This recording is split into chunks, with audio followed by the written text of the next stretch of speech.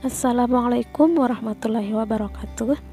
Yang kami hormati Ibu Mahdalena SPMP sebagai dosen pengajar mata kuliah Ekonomi Makro serta teman-teman yang berbahagia. Kami dari kelompok 3 yang beranggotakan 8 orang, yakni Annisa Ilmina, Maulida, Mulia Rahmah, Hidayati, Rahmiyati, Nurina, Nur Hasanah, dan Erni Iriani. Di sini kami akan menyampaikan materi perkuliahan ekonomi makro tentang kebijakan fiskal. Langsung saja dipersilahkan kepada para pemateri untuk menyampaikan materinya. A. Pengertian kebijakan fiskal. Kebijakan fiskal adalah kebijakan atau panduan atau landasan yang biasanya dilakukan oleh pemerintah atau pimpinan sebuah negara ataupun kerajaan untuk mengatur kondisi keuangan dan pendapatan negara. Kebijakan fiskal juga berguna untuk mengarahkan ekonomi suatu negara menjadi lebih dengan cara mengubah maupun memperbaharui pengeluaran serta pemasukan pemerintah.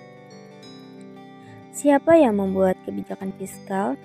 Nah, yang membuat kebijakan fiskal ini umumnya dilakukan oleh pemerintah melalui Kementerian Keuangan atau kementerian lainnya, seperti Kementerian Perdagangan, lembaga investasi, sampai lembaga independen seperti Otoritas Jasa Keuangan dan lembaga penjamin simpanan. B.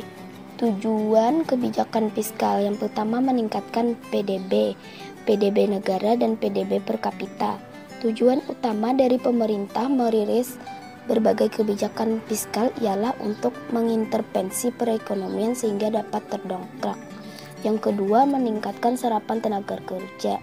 Misalnya, kebijakan pemerintah untuk mendorong aliran investasi asing masuk ke Indonesia akan membantu pertumbuhan sektor industri semakin tinggi. Sektor industri tumbuh pesat, pabrik-pabrik baru dibangun sehingga perusahaan membutuhkan tenaga kerja yang lebih banyak. Yang ketiga, menjaga stabilitas harga. Pemerintah juga bisa melakukan intervensi terhadap perekonomian khususnya pada kondisi harga barang-barang di pasaran. Dalam inflasi terdapat 3 komponen, yaitu inflasi inti, inflasi harga bergejolak, dan inflasi harga diatur pemerintah. Yang keempat, kebijakan fiskal bertujuan untuk dapat memacu pertumbuhan ekonomi suatu negara.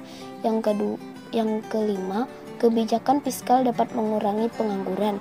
Yang keenam, kebijakan fiskal bertujuan untuk dapat menjaga stabilitas atau kestabilan harga barang serta jasa sehingga terhindar dari inflasi. C. Fungsi kebijakan fiskal. Fungsi kebijakan fiskal terbagi menjadi 6. Yang pertama, ada fungsi otoritas. Artinya, kebijakan fiskal berfungsi ketika anggaran negara telah menjadi pedoman yang digunakan untuk mencari pendapatan serta belanja pada tahun tertentu dan bersangkutan. Yang kedua, ada fungsi perencanaan. Artinya, kebijakan fiskal berfungsi ketika anggaran dari suatu negara telah menjadi dasar bagi manajemen dalam merencanakan anggaran tahun yang bersangkutan saat itu. Yang ketiga, ada fungsi pengawasan. Berfungsi ketika anggaran suatu negara telah menjadi dasar manajemen untuk merencanakan anggaran tahun yang bersangkutan. Yang keempat, ada fungsi alokasi. Berfungsi ketika anggaran negara dialokasikan dengan tujuan untuk mengurangi tingkat pengangguran serta pemborosan sumber daya. Yang kelima, ada fungsi stabilisasi. Berfungsi ketika anggaran pemerintah digunakan untuk menjadi alat yang bertujuan untuk memelihara serta melakukan upaya atas keseimbangan fundamental dari perekonomian negara tersebut. Dan yang terakhir, ada fungsi distribusi. Berfungsi ketika negara membuat suatu kebijakan anggaran dengan adil dan dengan rasa kepatuhan. D. Bentuk kebijakan fiskal. 1. Kebijakan fiskal fungsional. Bentuk kebijakan fiskal ini disusun dengan berbagai pertimbangan yang matang, terutama memperhatikan aspek fungsi dan kegunaannya. Karena sangat mengutamakan aspek nilai guna dan fungsi, maka kebijakan fiskal ini dibentuk dengan memperhatikan banyak aspek, terutama akibat-akibat langsung dan akibat tidak langsungnya. 2. Kebijakan fiskal sengaja, yaitu langkah fiskal yang ditempuh secara sengaja saat dihadapkan pada kondisi yang tidak bisa ditebak sebelumnya, sehingga berbagai kebijakan fiskal diambil secara sengaja dan tidak mempertimbangkan aspek yang terlalu detail. Tujuannya untuk merespon kondisi shock ekonomi yang datang secara tiba-tiba. 3. Kebijakan fiskal tidak disengaja, yaitu langkah fiskal yang bisa dikategorikan impulsif karena pemerintah akan mengambil tindakan fiskal tanpa mempertimbangkan banyak aspek dalam kacamata jangka panjang. Biasanya bentuk kebijakan fiskal ini dilakukan untuk merespon kondisi bisnis yang tidak begitu bergeliat. Komponen dalam kebijakan fiskal. Secara umum, kebijakan fiskal memiliki 4 komponen di dalamnya. Keempat komponen tersebut antara lain: 1. Kebijakan perpajakan. Kebijakan perpajakan adalah kebijakan yang berlakukan dalam penentuan kebijakan fiskal. Pajak adalah salah satu sumber pendapatan negara terbesar, baik dari pajak langsung maupun pajak tidak langsung. Penetapan kebijakan perpajakan memiliki tujuan untuk dapat menjaga pajak progresif lewat keputusan pemberlakuan pajak. 2. Kebijakan pengeluaran. Komponen ini berkaitan dengan pendapatan serta pengeluaran modal di suatu negara yang telah diatur dalam kebijakan pengeluaran. Pengeluaran modal yang dikeluarkan oleh negara dapat digunakan untuk berbagai macam bidang, contohnya seperti bidang pendidikan, kesehatan, dan lainnya. 3. Kebijakan investasi. Komponen ketiga dalam kebijakan fiskal adalah kebijakan investasi. Tujuan komponen kebijakan ini adalah agar pertumbuhan ekonomi suatu negara dapat berada dalam keseimbangan, sehingga optimalisasi investasi perlu dilakukan. 4. Kebijakan pengelolaan hutang. Komponen kebijakan pengelolaan hutang atau surplus ini dilakukan oleh pemerintah dari suatu negara apabila pendapatan yang diterima oleh pemerintah tersebut lebih besar dibandingkan dengan anggaran yang telah dihabiskan oleh negara tersebut, sehingga negara tersebut mengalami surplus. F. Jenis kebijakan fiskal. 1. Kebijakan fiskal surplus. Jenis kebijakan fiskal ini berorientasi pada tujuan untuk menciptakan surplus pada pendapatan atau nilai pendapatan yang dibukukan pemerintah lebih banyak ketimbang pengeluaran. Tujuan dari kebijakan fiskal surplus ini untuk menghindari terjadinya lonjakan pada nilai inflasi. 2. Kebijakan fiskal defisit.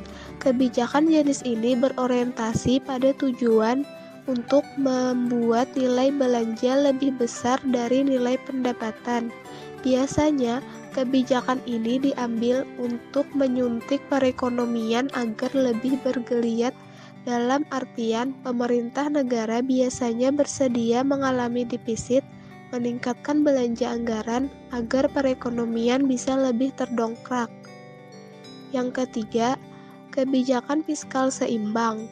Jenis kebijakan fiskal ini merupakan gabungan dari 2 jenis sebelumnya, yang mana nilai pendapatan dan pengeluaran diusahakan untuk bisa seimbang sehingga tidak ada kelebihan ataupun kekurangan dana.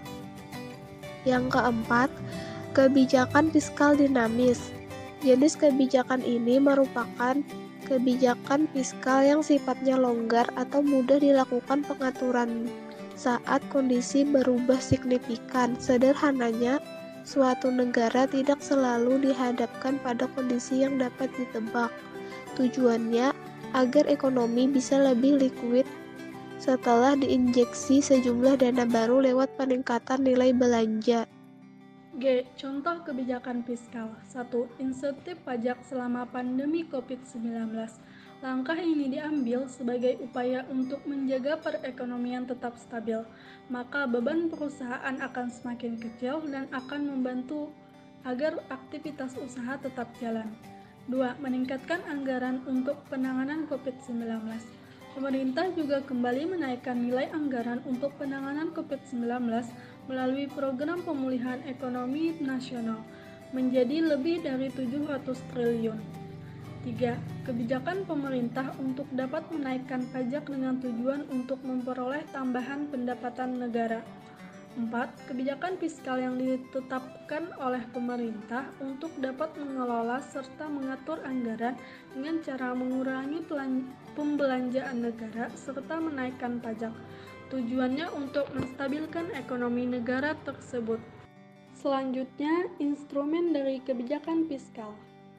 Instrumen dari kebijakan fiskal ada 4. Yang pertama, anggaran belanja seimbang.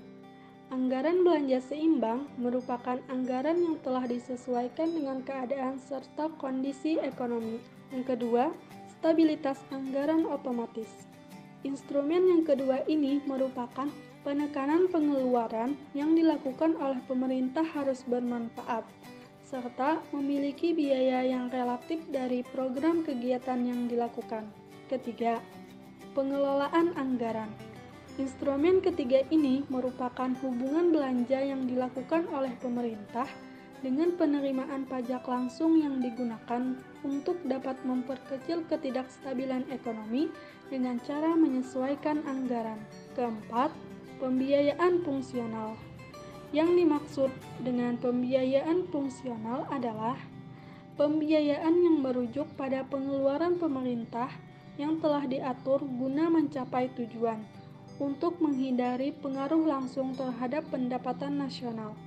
Tujuan utama dari instrumen pembiayaan fungsional adalah untuk meningkatkan kesempatan kerja masyarakat yang berada di dalamnya.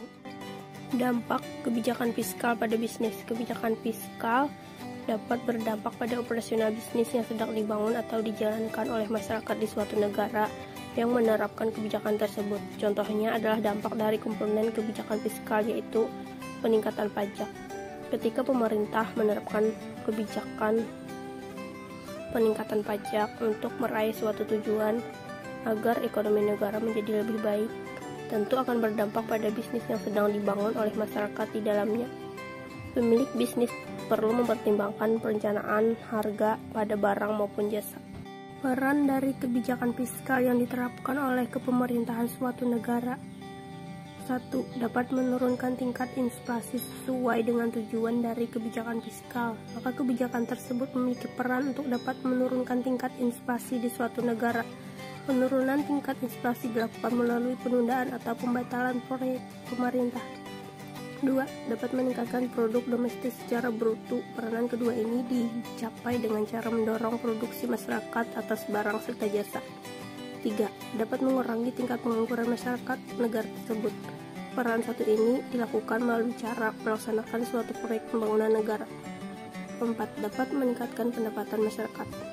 Peranan ini dilakukan dengan cara menciptakan lowongan kerja baru. 5. Dapat meningkatkan stabilitas perekonomian suatu negara. Peranan ini dilakukan oleh pemerintah dengan cara mengurangi dampak internasional fluktuasi siklus.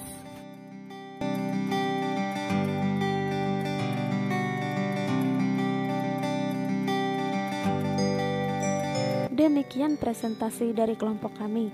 Saya selaku moderator memohon maaf atas segala kekurangan dan berterima kasih atas perhatiannya. Wassalamualaikum warahmatullahi wabarakatuh.